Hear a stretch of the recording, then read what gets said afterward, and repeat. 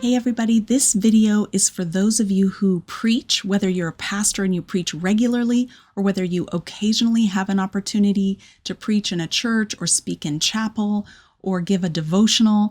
These are some resources that I would recommend. I'm Dr. Carmen Imes, Associate Professor of Old Testament at Biola University and author of the forthcoming book, Becoming God's Family.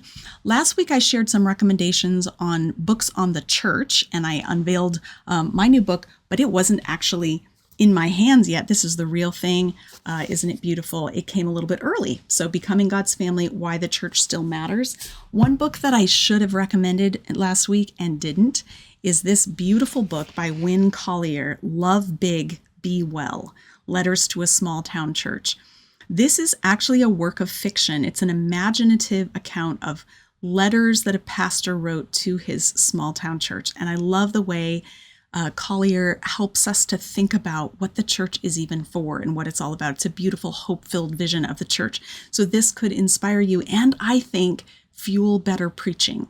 If it's not just an academic exercise, but if you know the people who are gathered to worship together and you can speak to their hearts, it makes such a difference. So that is a book I really recommend, also endorsed by Eugene Peterson. Winn Collier is the one who wrote the officially authorized biography of Eugene Peterson, which is also great. Okay, as usual, I'm going to do 3 shelves of books, but obviously my audience for this particular video is those in ministry. So there's nothing super duper technical, and there's also nothing super duper like everyone in the world should read it, because this is particularly for those who are preaching. So my first recommendation is this book by my pastor, Talbot Davis, from Good Shepherd Church in Charlotte, North Carolina. We had the joy of sitting under Talbot's preaching for several years while we lived in Charlotte and grew so much. And he has written a book about how he does it. He preaches with no notes, simplify the message, multiply the impact. For years, I have wanted to be able to do what he does. And finally, over the past 2 years, I've gotten to the point where I now often preach without notes. And I'm so grateful for the way that he kind of laid out his method and helped us to see what it is that we need to do to be prepared to speak well and communicate well to our audience. One thing I really appreciated about this book is that he specifically addresses how to preach at funerals and memorial services. And this is something he's really passionate about and I think does really well. So that's my first recommendation. My second one is by Austin Carty. I learned about this book from Byron Borger from Hearts and Minds Books. As a reminder, you can get any of the books I'm talking about this week by clicking on the link below that will take you to his website. You can order them for 20% off. I'm not getting a kickback. I just really believe in what they're doing, and I learned so much from him about what I should be reading. So this is one example, The Pastor's Bookshelf, Why Reading Matters for Ministry. This is a book on what pastors should be reading, encouraging a lifestyle of reading broadly, not just about the Bible, but about lots of different fields, so that your mind is full of ready illustrations. I've seen this bear fruit in my own life. On the middle shelf is 2 books about kind of the mechanics of preaching.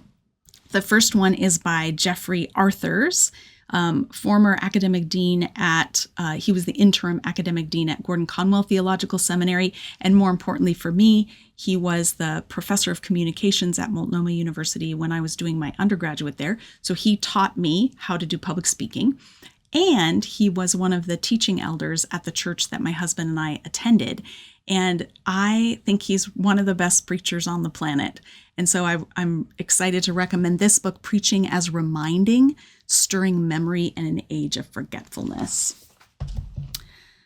The most recent book that I've read on preaching is by my friend Mark Glanville, formerly at Regent College in British Columbia, now full-time pastor in Vancouver, BC. His book is called Preaching in a New Key, Crafting Expository Sermons in Post-Christian Communities.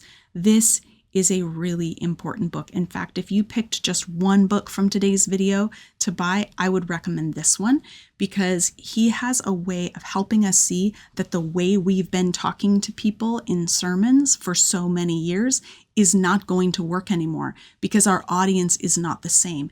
And he has a really keen mind in thinking about what are people actually wrestling with and what do they actually believe and what do they need to hear? And then how should that shape the way that we preach? One of the things that I appreciate about this book is it has lots of drawings and charts, and he offers a method for sermon planning that involves drawing it out on paper. I'm trying to find that page for you so I can show it to you. Each step of the sermon preparation experience he puts on a poster. So here it is. Here's his preaching sketch pad. That's the process he's worked through to become a better communicator. So those are the two books on the middle shelf. And now for two books on the top shelf. The first one is Steve Mathewson's Art of Preaching the Old Testament Narrative. And I recommended this on my video on how to read Old Testament narrative. But this is actually a book about preaching, so it belongs here as well. He's a very astute reader of biblical narrative. He's read all the books one must read to be a good interpreter of narrative. But he also takes it to the next step to say, then how does that shape our preaching task? This is a great book. The last book I'm going to recommend, I haven't actually read, but it was sent to me by the publisher. And given what I know of Steve Mathewson, I bet it's really good. I just haven't had time to dive in yet. The Art of Preaching Old Testament Poetry by Steve Mathewson. So this is, again, how do we preach a psalm or a prophetic passage? What are the uniquenesses of the genre that should impact how we teach it? Really grateful for his work in that regard. Some of you have asked me, how in the world do you read so many books?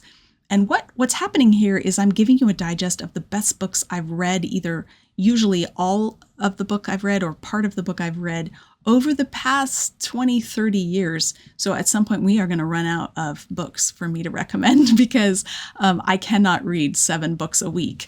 I'm doing really well if I read 1 book in a week. So for those of you who have been like, what in the world, how does she read so much? I don't read this much.